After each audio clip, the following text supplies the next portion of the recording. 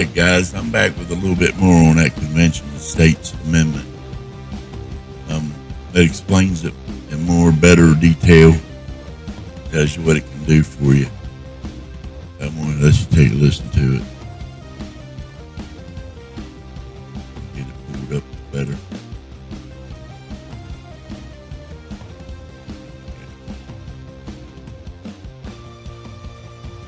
This article is about amending the U.S. Constitution.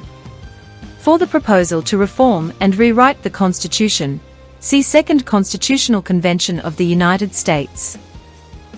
This article is part of a series on the Constitution of the United States. Preamble and Articles. Preamble. Hynchman to propose amendments to the United States Constitution, also called an Article V Convention, or Amendments Convention, called for by 2/3, currently 34, of the state legislatures, is one of two processes authorized by Article 5 of the United States Constitution whereby the United States Constitution may be altered. Amendments may also be proposed by the Congress, with a 2/3 vote in both the House of Representatives and the Senate. 1. To become part of the Constitution, an amendment must be ratified by either, as determined by Congress, the legislatures of 3/4, presently 38, of the states, or state ratifying conventions in 3/4 of the states. 33 amendments to the United States Constitution have been approved by Congress and sent to the states for ratification. 27 of these amendments have been ratified and are now part of the Constitution. As of 2020, the amendment convention process has never been used for proposing constitutional amendments. While there have been calls for an Article V convention based on a single issue such as the Balanced Budget Amendment, it is not clear whether a convention summoned in this way would be legally bound to limit discussion to a single issue. Law professor Michael Stokes-Paulson has suggested that such a convention would have the power to propose anything it sees fit. 2. Whereas law professor Michael Rappaport 3. And attorney-at-law Robert Kelly 4. believe that a limited convention is possible. In recent years, some have argued that state governments should call for such a convention. 5. 6. They include Michael Ferris, Lawrence Lessig, Sanford Levinson, Larry Sabato, Jonathan Turley, Mark Levin, Ben Shapiro, and Greg Abbott. 5. 7. 8. 9. 10. In 2015, Citizens for Self-Governance launched a nationwide effort to call an Article V convention, through a project called Convention of the States, in a bid to rein in the federal government. 11. As of 2020, CSG's resolution has passed in 15 states. And 12, 13, 14. Similarly, the group Wolf PAC chose this method to promote its cause, which is to overturn the U.S. Supreme Court's decision in Citizens United v. FEC. Their resolution has passed in 5 states. 15. Contents. 1. History. 1.1 Creation of the amendment process. 2. Permissible scope of application. So you can go to this site and read better on it.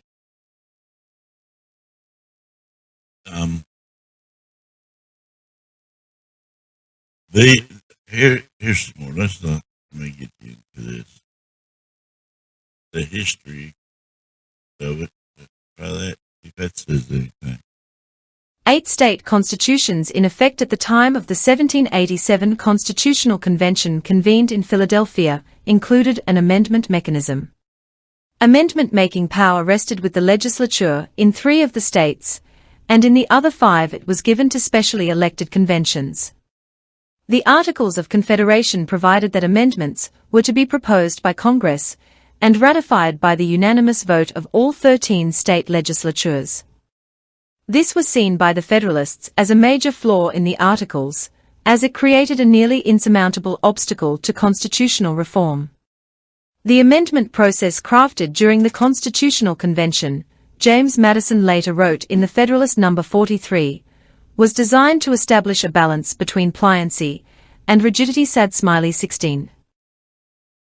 It guards equally against that extreme facility, which would render the Constitution too mutable, and that extreme difficulty, which might perpetuate its discovered faults.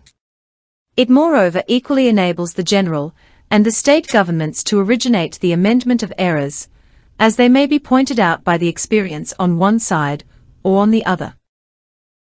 Creation of the amendment process, edit. The U.S. constitutional amendment process. One of the main reasons for the 1787 convention was that the Articles of Confederation required the unanimous consent of all 13 states for the national government to take action. This system had proved unworkable, and the newly written Constitution sought to address this problem. The first proposal for a method of amending the Constitution offered in the Constitutional Convention, contained in the Virginia Plan, sought to circumvent the national legislature, stating that the assent of the national legislature ought not to be required. 17. This was subsequently modified by the Committee of Detail to include a process whereby Congress would call for a constitutional convention on the request of 2/3 of the state legislatures. 18.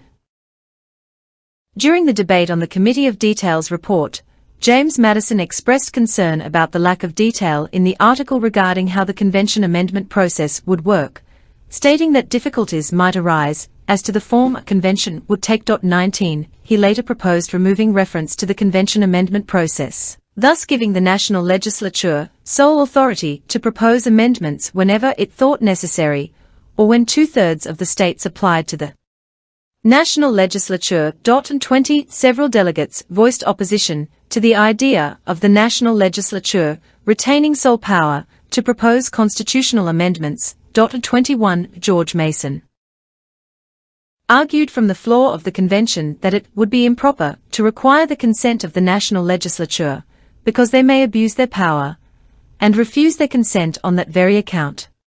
Mason added that no amendments of the proper kind would ever be obtained by the people, if the government should become oppressive. 22. In response to these concerns, the convention unanimously voted to add the language allowing states to apply to Congress for a convention to propose amendments to the Constitution. 21. Permissible scope of applications to Congress, edit. A frequent question is whether applications from the states can omit to mention subject matter, and instead request an unlimited convention. Past practice suggests that separate unlimited applications submitted to Congress at different times are not allowed. 23. Article V itself calls for the application of the legislatures, instead of calling for plural applications. States have requested that Congress convene an Article V convention to propose amendments on a variety of subjects.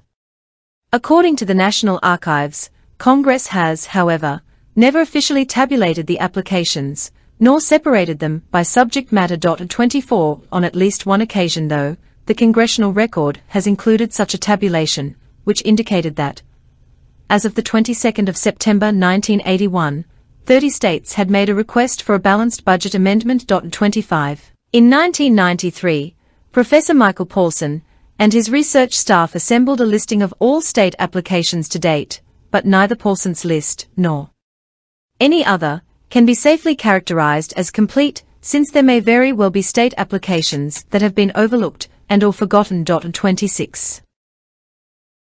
Michael Stokes Paulson, a professor at the University of St. Thomas School of Law who also serves as an attorney consultant for, among other things, constitutional issues of religious liberty, free speech, and other matters.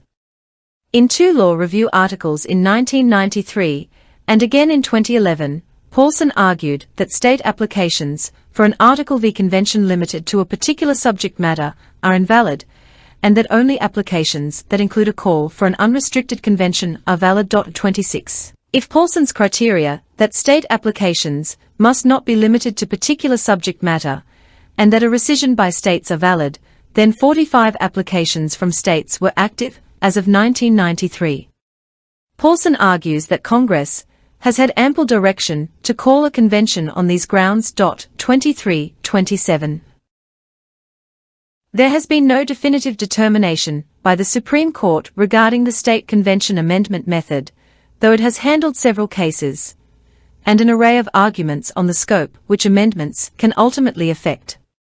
The 1939 case Coleman v. Miller, which questioned whether a state amendments are exclusively within the purview of Congress.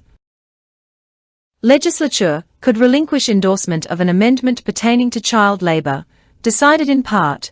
The question whether a reasonable time had elapsed since submission of the proposal was a non-justiciable political question, the kinds of considerations entering into deciding being fit for Congress to evaluate, and the question of the effect of a previous rejection upon a ratification was similarly non-justiciable, because the 1868 14th Amendment precedent of congressional determination has been accepted. 28. The case is seen to stand as authority for the proposition that at least some decisions with respect to the proposal and ratifications of constitutional amendments are exclusively within the purview of Congress, either because they are textually committed to Congress, or because the courts lack adequate criteria of determination to pass on them. Permissible scope of proposed amendments, edit. I have to tell you that they tried to put this through your U.S. senators or U.S. House representatives a few times, but the Democrats wouldn't put it through for the term limits. They didn't want term limits. Nancy Pelosi rejected it every time it was brought up. And the Constitution is we the people, not we the government. That's why we're doing this state amendment for term limits convention. When you write your letter or email it or call them, tell them you want term limits and you want the state convention amendment for term limits. Tell them you're tired of it. You want different ideas in there. You want change. And the only reason and the only way you're going to get that change is new faces. Because Nancy Pelosi's not going to give you anything. She's going to reject you at every chance she gets. Why would she want to do term limits when she got rich off of you? And then there's been a lot of people run against her, but they've been forced out by either her or her goons. They dropped out of the race because of her threats and her lobbyist threats. And that's the truth. You can look it up. All these long-term Democratic House representatives and your Democratic senators are in there due to force because they've had people run against them and they didn't want it. So they had, I don't know what they did, but they had them knocked out of the race. They've either threatened them. I don't know what they did. They may not have threatened them, but they had something on them or something. But these people that are in your House and Senate have been in there way too long. And if you don't take a stand now, you're never going to get term limits. These people have got too comfortable in their seats. And it's time for the Americans, we the people, to stand up and fight back. You know, they've tried this. They've tried to get it through your U.S. representatives, and it won't go through. It's all a rig. It's all farce. And these guys that's in office now, they don't give a damn about you. You think they care one thing about you, you're wrong. If they did, they wouldn't be stealing the money that goes to these states, mostly Democrat states, with all these homeless people with feces all over, mostly California. I'm not saying that's the only state, but that's the filthiest state. And these people in California don't deserve that. They should be able to walk down their streets in the middle of town and not have to worry about catching some disease from all the needles and feces in these representatives' districts.